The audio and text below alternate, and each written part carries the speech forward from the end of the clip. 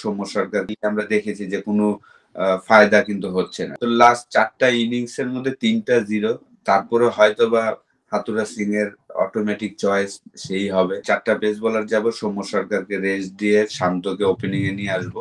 Run করতে হলে যেই ৬ জন আছে তাদেরই রান করতে। সাকিবের ৫ এর জায়গায় মাহমুদুল্লাহ বেটার অপশন। সৌম্য সরকার যদিও লাস্ট ৪ টা ইনিংস এর মধ্যে ৩ টাতে 0 করেছেন।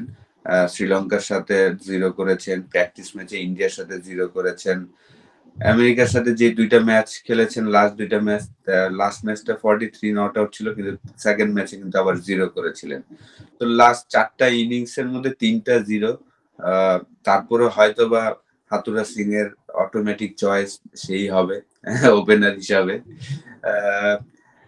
সেই জায়গায় আমি ঠিক আমার যদি আপনি আমাকে জিজ্ঞেস করেন যে আজকে কি দলটা হওয়া উচিত, অবশ্যই আমি ৪ টা পেস বোলারই যাব। আমি ৪ টা পেস বোলার যাব, সৌম্য সরকারকে রেস্ট দিয়ে শান্তকে ওপেনিং এ নিয়ে আসবো। লিটন যেহেতু নাম্বার 3 তে 36 রানের একটা ইনিংস খেলেছেন এবং সেই জায়গায় সে ঠিক আছেন, এবং আমি ৪ টা পেস বোলার যাব, রিশাদ এবং সাকিব, এই ৬ টা বোলার থাকবেন। আমি বোলিং অপশনটাতে বেশি যাব। ব্যাটসম্যান আমি একটা কমাবো। জানি যে এখানে ডিফিকাল্ট রান করা, কিন্তু আপনাকে রান করতে হলে যেই ৬ জন আছে তাদেরই রান করতে হবে। আপনি এক্সট্রা একটা ব্যাটসম্যান সৌম্য সরকারকে খেলিয়ে আমরা দেখেছি যে কোনো ফায়দা কিন্তু হচ্ছে না, ঠিক না?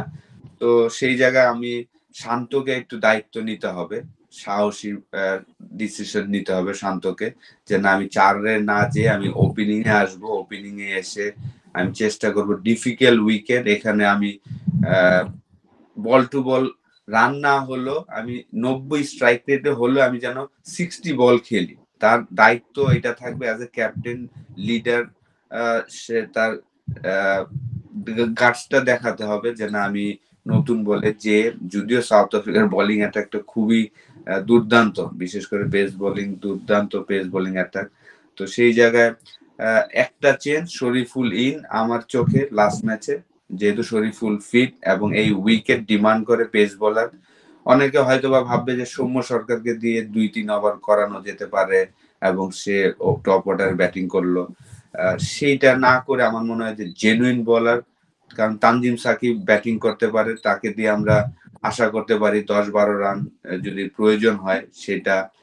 রিশাদ ভালো ব্যাটিং করতে পারে, যদিও এই উইকেটে কতটা কমফোর্টেবল হবে আমি জানি না, কিন্তু আমাদের ভরসা রাখতে হবে, আমাদের তাদের উপরই ভরসা রাখতে হবে।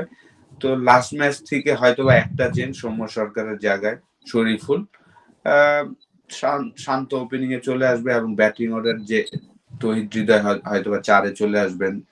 সাকিবের এই জায়গায় আমার কাছে মনে হয় যে সাকিবের ৫ এর জায়গায় মাহমুদুল্লাহ বেটার অপশন। এই মুহূর্তে আপনি যদি দেখেন যে মাহমুদুল্লাহ খুব ভালো টাচে আছে, ওর সাথে একটা 50 করেছেন, লাস্ট ম্যাচে নট আউট ছিল। সাকিব কিন্তু আসলে স্ট্রাগল করছেন ব্যাটিংটা। তো সাকিব যেহেতু সে টপ অর্ডারে খেলছেন না, নাম্বার 3 তে খেলছেন না, আমার মনে হয় যে মাহমুদুল্লাহকে বেটার অপশন, যে তৌহিদ হৃদয়ের পরে, কারণ সে ভালো টাচে আছেন এবং সে ক্লিয়ার মাইন্ডে খেলছেন, অ্যাটাকিং মুডে আছেন। তো অ্যাটাকিং মুডে আছেন এবং তার ডিফেন্সও ভালো। আমার মনে হয় যে মাহমুদুল্লাহকেই আসলে সাকিবের আগে ব্যাটিং এ চলে আসলে সেটা টিমের জন্য বেনিফিট হবে। সাকিব হয়তোবা জাস্ট অ্যাজ এ বলার হিসাবে, যেটা আমরা বিপিএল এ অনেকগুলা ম্যাচ দেখেছি যে শুধু সে বোলিং করেছেন ৪ ওভার, ব্যাটিং এ কিছু কিছু ম্যাচে সে ব্যাটিং করেনি। তো আজকের ম্যাচে হয়তোবা নাম্বার 6 এ সাকিব আল হাসান, নাম্বার 5 এ মাহমুদুল্লাহকে আমরা দেখতে পারি যদি ম্যানেজমেন্ট চিন্তা করেন। আমি হলে তাই করতাম, মাহমুদুল্লাহকে নাম্বার 5 এ দিতাম, যেহেতু সে ভালো টাচে আছে এবং বোলিং অপোনেন্টও চমৎকার, এবং সাকিবের পেস বলে রিসেন্টলি আপনি দেখেন যে স্ট্রাগল করছেন আর কি, রিয়েল ফাস্ট বল যদি সেটা সেই স্ট্রাগল করছেন, তাহলে সাউথ আফ্রিকার যে ৪টা-৫টা পেস বোলার খেলছেন তারা কিন্তু সবাই 145 প্লাসে বল করছেন। তো আমি তাকে একটু পরেই রাখবো যে ৬ নাম্বার পজিশনে। এটাই আমার কাছে মনে হয় যে বাংলাদেশের জন্য বেস্ট অপশন হতে পারে।